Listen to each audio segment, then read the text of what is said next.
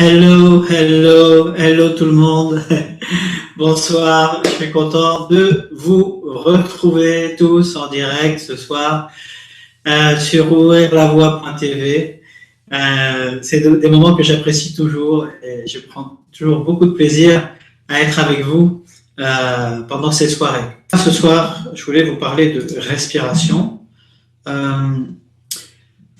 Parce que malheureusement, voilà, sur Internet, dans les bouquins de chant, dans plein d'endroits différents, on trouve beaucoup d'informations, et ces informations ne sont malheureusement pas toujours pertinentes. J'essaie de retrouver la bonne page, mais là voilà. Ces informations ne sont pas toujours pertinentes. D'abord, elles passent souvent beaucoup par le mental, et pour ceux qui me suivent déjà, vous savez que j'essaie de faire intervenir au minimum le mental dans le processus que je transmets et dans lequel j'accompagne les personnes. Pourquoi ? Parce que moi j'ai enseigné pendant des années la technique vocale de manière très traditionnelle. Donc ça veut dire quoi ? Ça veut dire qu'on donne un mode d'emploi aux élèves. On leur demande de réaliser tel geste particulier, tel autre geste qui est censé les amener à mieux chanter, mieux respirer. Bon. Il se trouve que moi, ce que j'ai constaté après des années d'enseignement, c'est que si cette façon de faire marche bien avec certains types d'élèves, et je dirais les gros bébés qui ont traversé les premiers mois de la vie, l'enfance, l'adolescence, sans trop d'encombre, eh bien, si ça marche bien pour ces gens-là, pour les gens un petit peu plus, je dirais, cabossés, comme c'était mon cas, et comme c'est peut-être votre cas si vous êtes là à m'écouter ce soir, eh bien, ça ne fonctionne pas. Et vous êtes très nombreux à m'écrire en me disant « j'ai pris des cours de chant », j'ai beaucoup de témoignages qui abondent dans ce sens-là. J'ai pris des cours de chant, alors les premières semaines, les premiers mois, j'ai fait des progrès, c'était fantastique. Et puis, après un certain temps, eh bien, on commence à stagner et j'ai beaucoup de témoignages qui me disent jusqu'à ne plus pouvoir chanter, ne plus savoir comment chanter parce qu'on a reçu trop d'informations et trop d'informations mentales, intellectuelles. Ça, c'est le premier point. Le deuxième point, c'est que c'est très difficile d'enseigner en donnant des consignes très directes. Vous savez, si vous avez pris des cours de chant, vous avez sûrement déjà dit « Allez, soulève ton voile du palais, écarte les côtes, abaisse ton diaphragme, pousse, tire, fais ceci, fais cela. » Et au bout de quelques semaines, vous êtes comme ça, vous n'en pouvez plus, parce que c'est impossible, tout simplement. Alors, encore une fois, certains s'en tirent bien. Voilà. Je ne dirais pas les gens doués, mais comme je l'ai dit, les gens qui ont traversé les étapes de construction de leur être avec plus de facilité que d'autres. Et une autre façon de regarder les choses, c'est que lorsque vous adressez donc une directive comme ça, très claire, très forte à un élève, il y a ce que l'enseignant pense, il y a ce que l'enseignant dit, les paroles, il y a ce que l'élève entend. Il y a la représentation qui se fait de ce qu'il a entendu, pas de ce que l'enseignant a dit.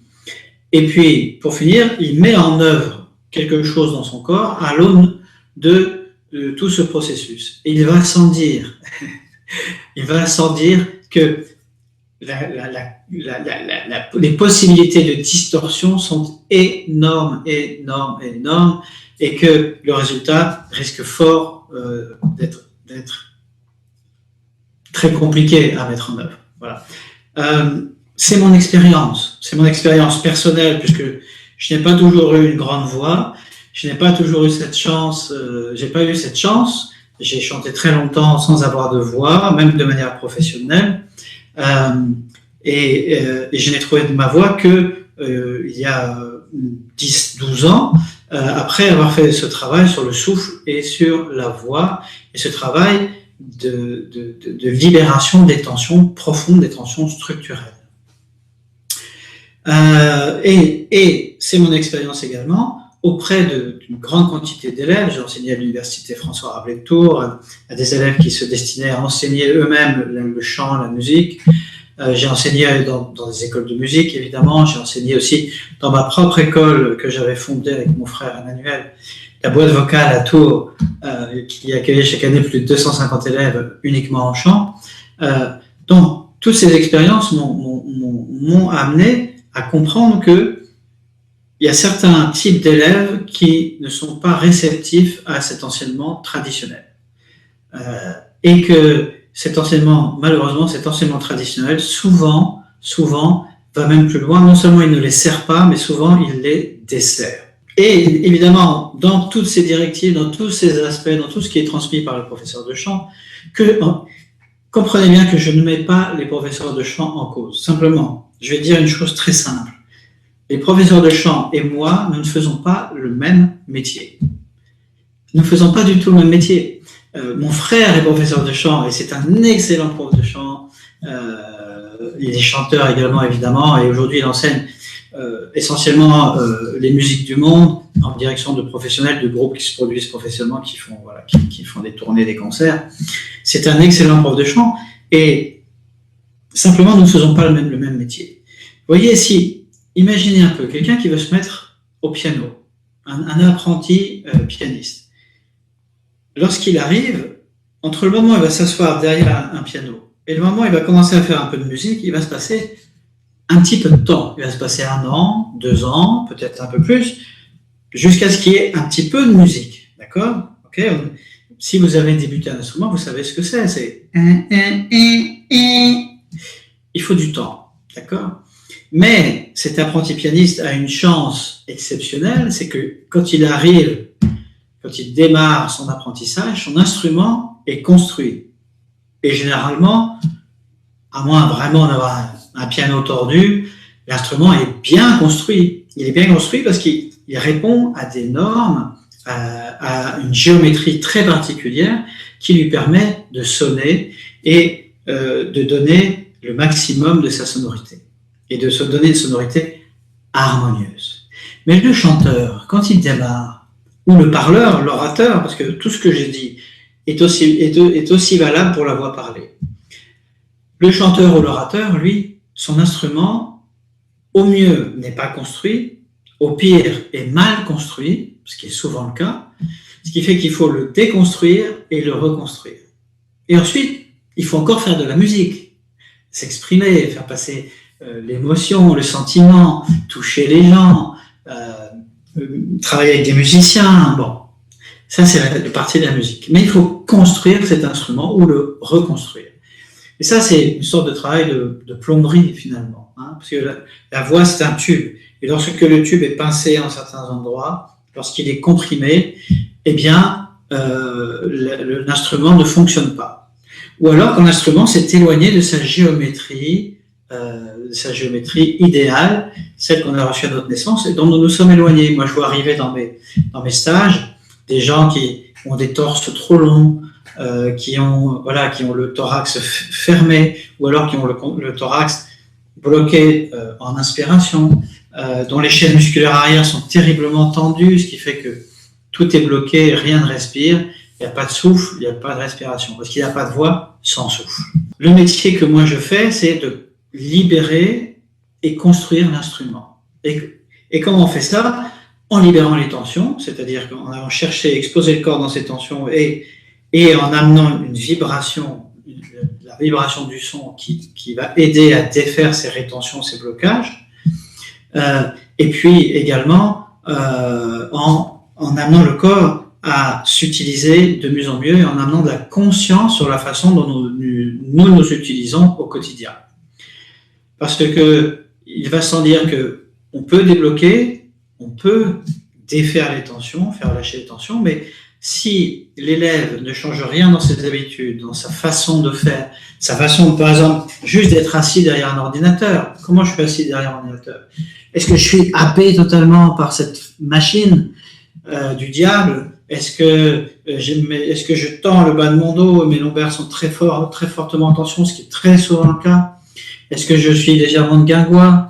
Est-ce que mes pieds touchent par terre ? Bon, il y a 100 façons de se tendre derrière un ordinateur, et il y a 100 façons de se tendre en marchant dans la rue, en faisant l'amour, en épluchant ses patates, en regardant la télé affalé dans son canapé. Oui, absolument. On peut être très tendu en étant devant la télé, assis dans son canapé. C'est une évidence.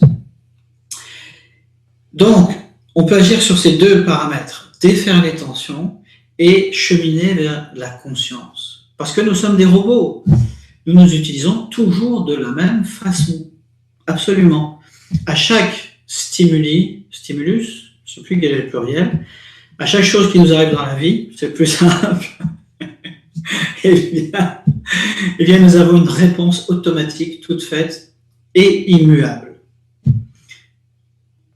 Pensez, réfléchissez un peu à la façon dont vous faites les choses dans la vie.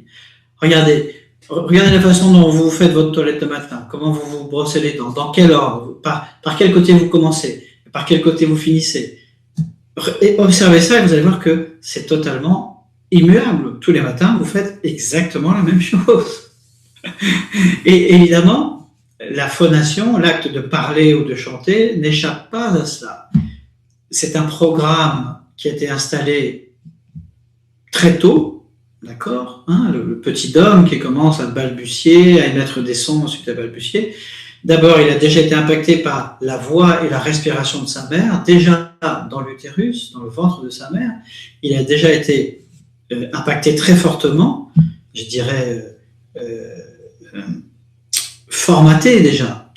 Et puis ensuite, eh bien, il se constitue, il traverse les étapes, mais dès qu'il commence à balbutier, il commence à mettre en route des programmes, il commence à mettre en route des mécanismes, et si ces mécanismes se révèlent un peu limités, ou si pour une raison ou pour une autre, ces mécanismes c'est un peu dégradé, ce mécanisme va perdurer, et parfois même s'aggraver dans les années, et en cheminant en âge, évidemment.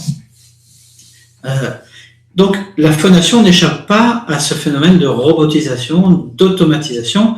C'est une bonne chose d'un côté, parce que si vous deviez, chaque fois que vous dites bonjour à quelqu'un le matin, penser à tout ce que vous devez mettre en œuvre pour dire ce bonjour, ce serait considérable, c'est même pas envisageable. Donc, pour le meilleur, nous avons automatisé notre manière de parler et de chanter, mais évidemment, en faisant ça, on s'est enchaîné. Alors, il faut redevenir conscient, s'intéresser à ce qui se passe dans cet instrument qui est malheureusement très souvent, je dirais, soit oublié, soit nié, soit maltraité, souvent maltraité, et faire ce chemin de conscience pour redevenir conscient de la façon dont nous utilisons.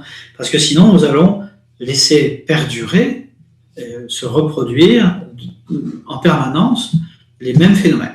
Donc, tout ce qu'on trouve sur les blogs, disais-je, tout ce que on vous dit que vous devez apprendre à respirer pour chanter, on vous dit que vous devez pousser avec votre ventre, vous devez pousser sur le diaphragme, vous devez contrôler votre expiration.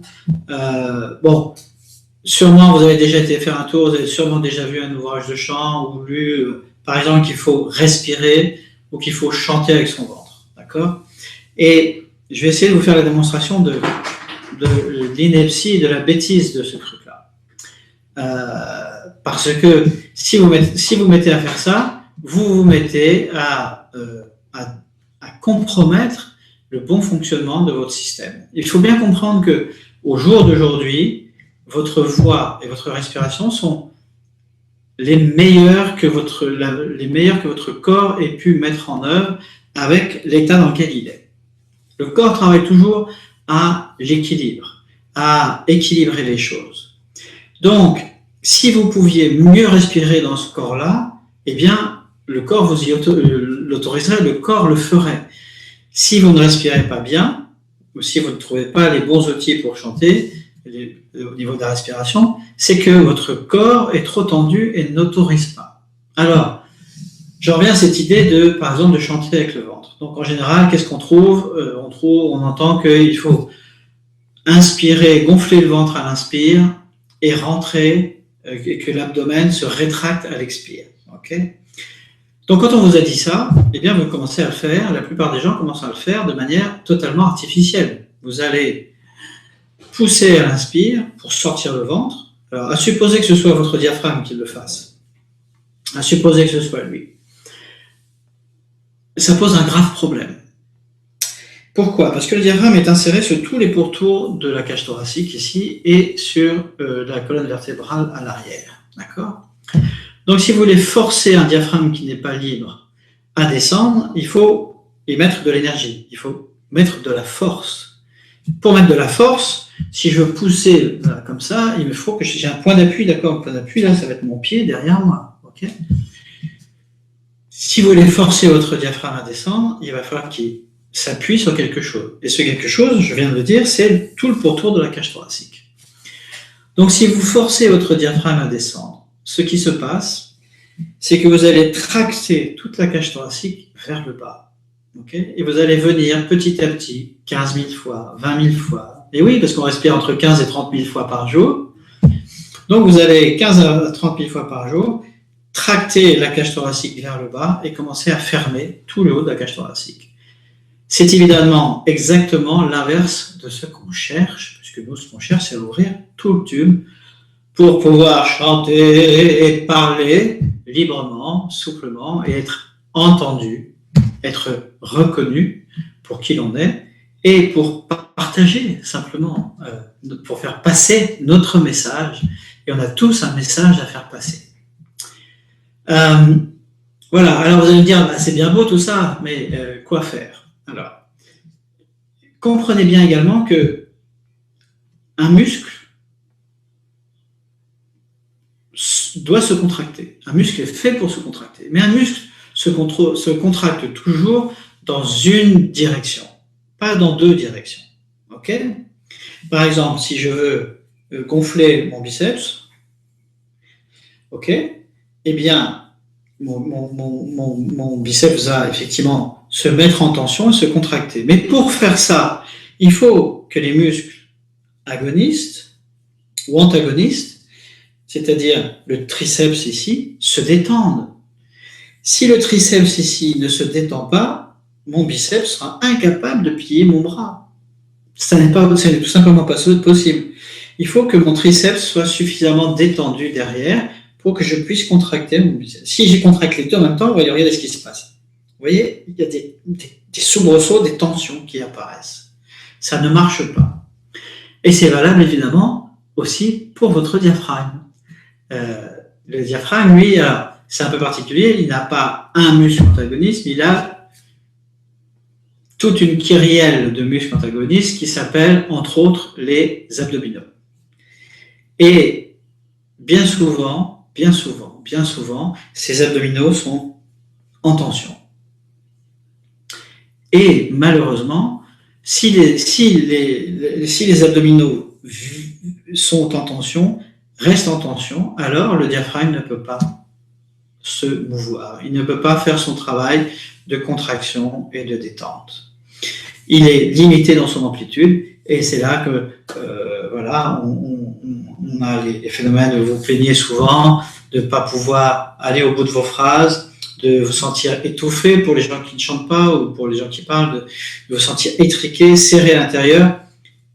Ceci n'explique pas tout, parce que nous sommes deux longues chaînes musculaires et que très souvent, le diaphragme n'est pas seulement, ou parfois il n'est pas bloqué du tout par les abdominaux, mais bien par l'enchaînement musculaire, parfois sur les psoas, parfois ce sont d'autres muscles. Bref, on ne peut pas mettre tout sur le dos des abdominaux. Mais en tout cas, il est important de pouvoir détendre ces abdominaux. Et la plupart du temps, nous n'avons pas conscience que nous sommes excessivement tendus dans cette zone-là. Alors, ce que je vais faire, c'est que je vais vous donner quelques exercices pour d'abord, parce que la solution, c'est quoi? D'accord? Si mon diaphragme, lui, manque de mobilité, il faut que je trouve un moyen de respirer. Et ce moyen de respirer, en tout cas, ça peut être de commencer à ouvrir un petit peu la cage thoracique pour donner justement plus d'espace au diaphragme. Donc, je vais vous donner quelques exercices pour travailler très souplement et très tranquillement la cage thoracique. Et puis après, je vous donnerai un exercice qui va vous permettre peut-être de détendre vos abdominaux et de commencer à trouver. Moi, j'étais dans ce cas-là, tout était bloqué ici. Ici, c'est comme si j'avais une vis, un énorme boulon comme ça qui était vissé et qui bloquait tout ici. Et évidemment, j'étais excessivement fatigué, je rencontrais beaucoup de fatigue. Chanter était très compliqué et épuisant. Je manquais d'énergie, oui, je l'ai dit, j'étais fatigué. Bref, tout est compliqué. Et évidemment, ça crée chez moi beaucoup d'agitation, puisque ma respiration était très courte et je ne pouvais pas me détendre grâce à la respiration. Donc, le premier exercice qui va donc consister à travailler sur l'ouverture de la cage thoracique pour, donc comme je l'ai dit, laisser de la place au diaphragme. Et ce premier exercice, je l'ai appelé la fusée. Il consiste donc à, premièrement, joindre les mains à plat, comme ceci. Ok ? Lever les bras vers le ciel. Donc moi, on ne va pas avoir l'intégralité, parce que je n'ai pas tout à fait assez de place ici. Lever les bras vers le ciel en joignant les coudes et inspirer en tirant les bras. Alors, je vous engage à faire cet exercice avec moi maintenant, de ne pas attendre, de ne pas prendre de parti comme on prend d'habitude. Je verrai ça plus tard, je ferai l'exercice plus tard tranquillement, parce que souvent, on ne les fait jamais. Donc, faites-le avec moi maintenant. Même si vous êtes dans un appartement, ces exercices ne font pas de bruit. D'accord ? Ils ne sont pas sonores. Donc, la fusée, joignez les mains, levez les bras au ciel en rapprochant les coudes, levez la tête vers le haut et inspirez en tirant vers le haut, en joignant les coudes le plus possible et relâchez en expirant très légèrement. Et vous renouvelez cet exercice. D'accord ? Alors, il y a deux, trois petites choses à savoir. Ne cambrez pas. Quand vous faites ça, la tentation, ça va être de cambrer le dos. Ne cambrez pas le dos, au contraire, basculez votre bassin. Quand je dis cambrer, c'est ceci, j'essaie de tirer un peu mon t-shirt, vous voyez. La tentation, ça va être de faire ça, d'accord ? Donc au contraire, rabaissez votre bassin, d'accord ? Abaissez votre bassin vers le bas et faites l'exercice. Joignez les coudes et tirez en inspirant. Tirez et relâchez en expirant. Et ainsi de suite, faites cet exercice au moins une dizaine de fois. Alors, est-ce que j'ai des questions ? Bon, je traiterai les questions après. Ça, c'est l'exercice de la fusée. Il y a également l'exercice du hug qui va vous aider à ressentir et ouvrir l'arrière, cette fois-ci, de la cage thoracique. Mais oui, parce que toutes les côtes sont mobiles. D'accord ? Elles sont articulées à l'arrière sur la colonne vertébrale et à l'avant sur le sternum. Elles sont reliées à leurs deux extrémités par des cartilages qui sont mobiles, qui sont souples et qui leur permettent de bouger, qui leur permettent d'avoir une élasticité dans la largeur, dans la profondeur et également dans leur inclinaison, y compris les deux dernières côtes qui ne sont, elles, pas reliées au sternum, qu'on appelle les côtes flottantes, mais qui sont reliées à la colonne vertébrale. Donc, là, on va travailler sur l'ouverture. Alors, j'ai appelé cet exercice le hug. Le hug, en anglais, ça veut dire l'accolade ou le câlin, d'accord ? Donc, attrapez-vous, faites-vous un gros hug bien sympa, bien tendre, voilà. Et à nouveau, inspirez. Allez le plus loin possible. Et expirez. Et vous allez sentir que ça travaille bien derrière. Évidemment, ramenez vos mains le plus possible, enlacez-vous le plus serré possible. Plus vous allez vous enlacer serré, et plus l'exercice sera profitable. Inspirez. Et ouvrez derrière. Voilà. Vous pouvez tirer vos épaules légèrement en avant pour faire travailler encore plus. D'accord ? Allez. Continuez à vous entraîner. Inspirez. En tirant légèrement les épaules en avant pour élargir le dos. Et là, vous allez faire travailler les attaches, d'accord, les cartilages à l'arrière du dos. Voilà. Faites ça encore un petit moment. Faites ça sur, allez, 8, 10 respirations. Faites ça. Je vous laisse travailler. Je vous laisse faire. Faites les exercices maintenant. N'attendez pas. Hein? Faites-les maintenant.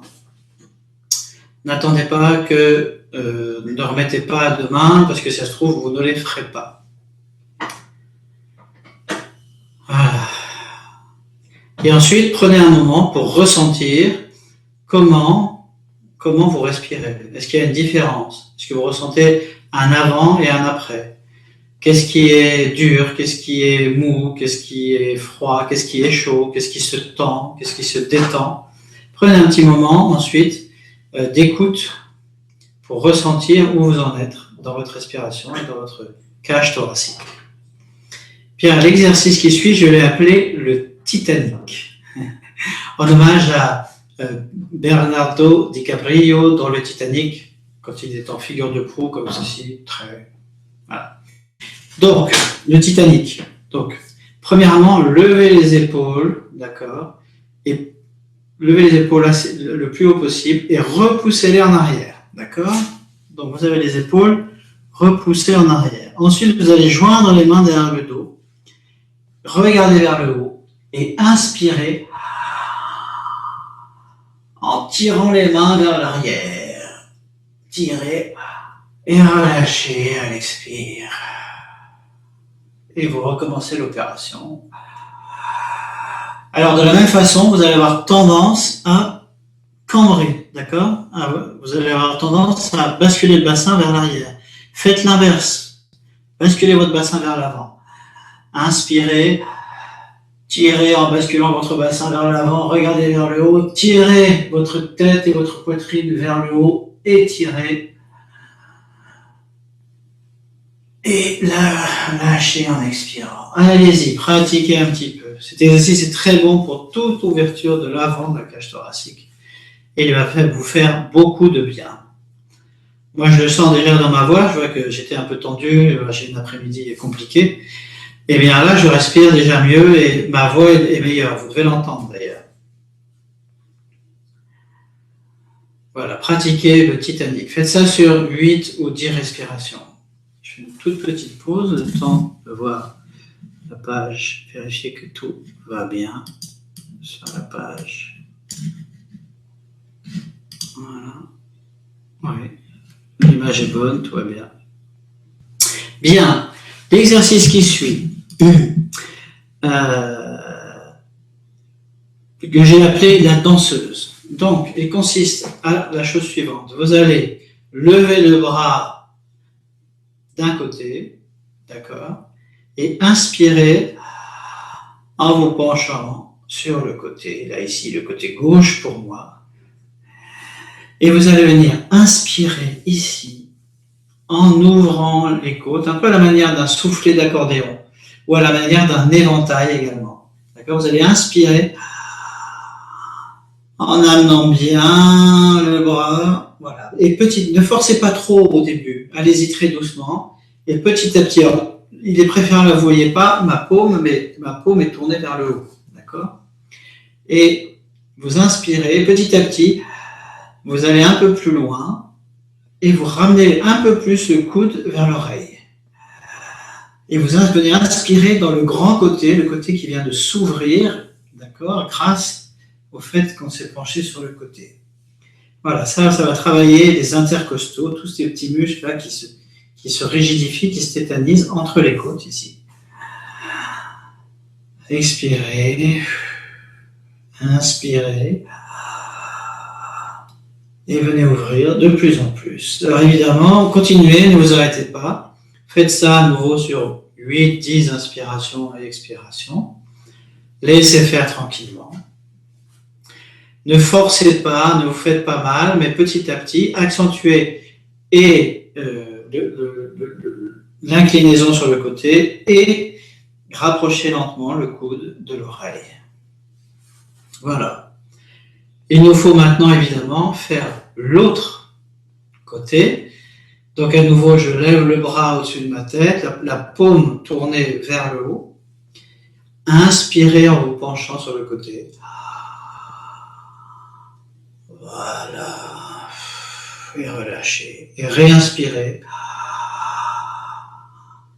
Et accentuez d'une part l'inclinaison, d'autre part, petit à petit, ramenez lentement le coude près de votre oreille.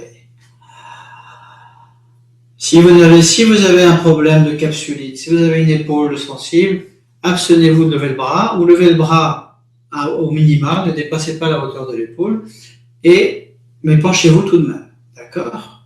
Réalisez ça à nouveau sur 8 ou 10 inspires. Allez-y tranquillement.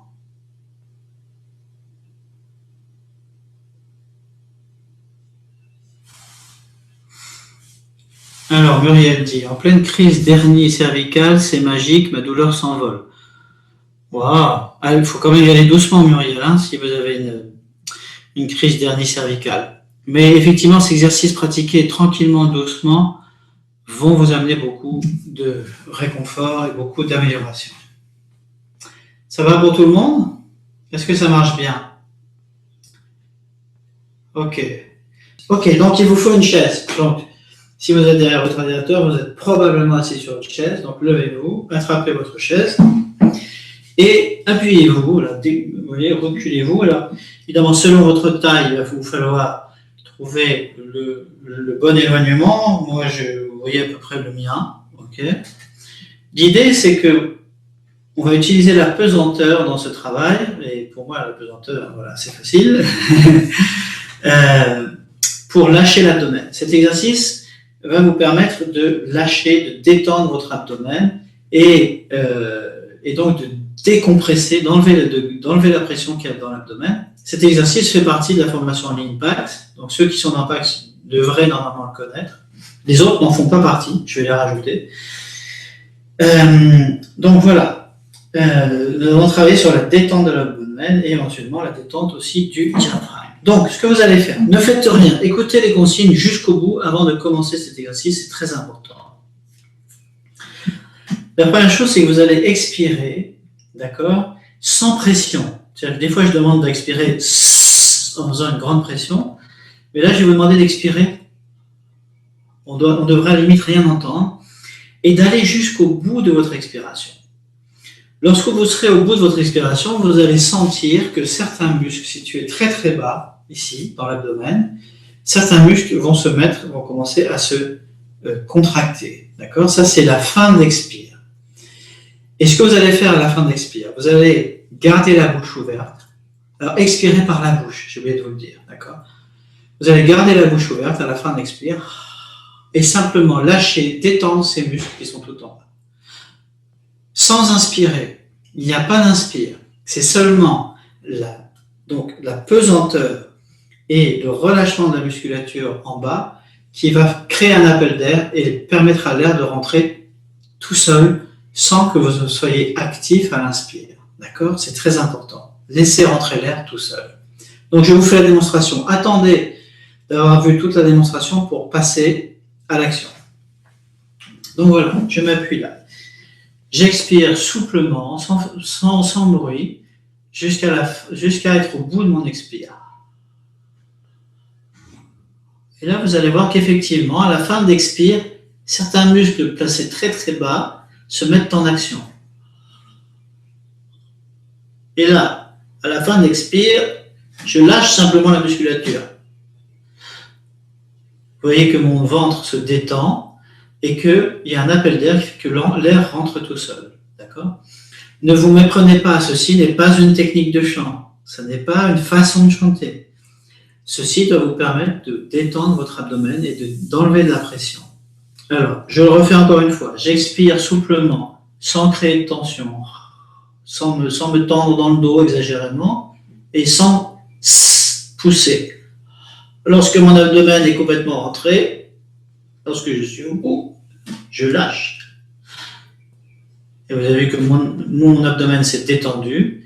Alors, le mien se détend, parce que j'ai de l'entraînement, se détend d'un seul coup. Vous allez voir que pour vous, il est possible, il est probable que vous allez avoir plusieurs couches. Que vous allez avoir, puisqu'il y a plusieurs couches d'abdominaux, donc vous allez avoir plusieurs crans dans la détente. Au début, c'est normal. Mais petit à petit, entraînez-vous à détendre les 3 couches d'abdominaux en même temps. simultanément. Mais ça va vous demander un petit peu de temps. Ça ne va pas se faire comme ça du jour au lendemain tout de suite. OK?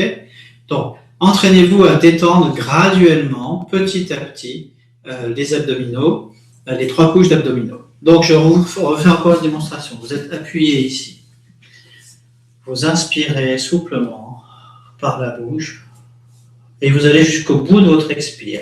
À ce moment-là, vous allez sentir que certains muscles situés tout en bas dans l'abdomen, ne vous souciez pas des autres, vont se mobiliser.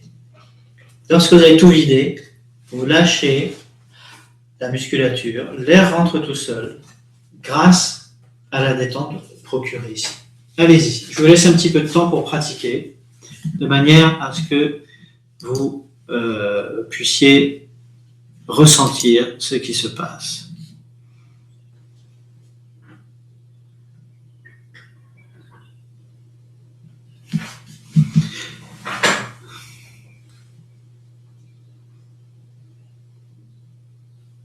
Alors, Noué me dit « Bonsoir Gilles, j'ai l'impression de m'appuyer sur mon ventre quand je suis assis.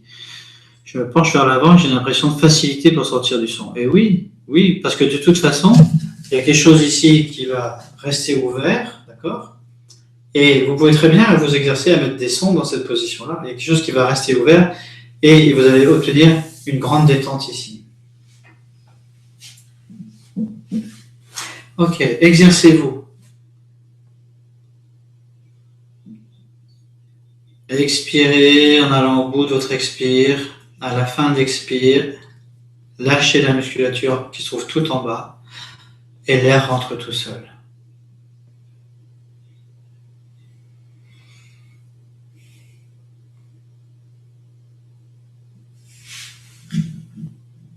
Voilà, je vous laisse vous exercer. Encore un petit peu.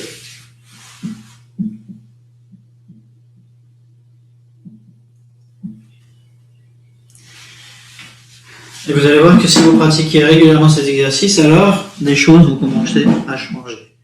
Moi, cet exercice m'a amené énormément de bienfaits. Alors, en attendant que je continue à trouver, sachez qu'en dessous, vous avez des commentaires Facebook, vous avez la possibilité de liker aussi cette page sur Facebook. Faites-le s'il vous plaît. Vous savez qu'aujourd'hui, tout se passe sur Internet.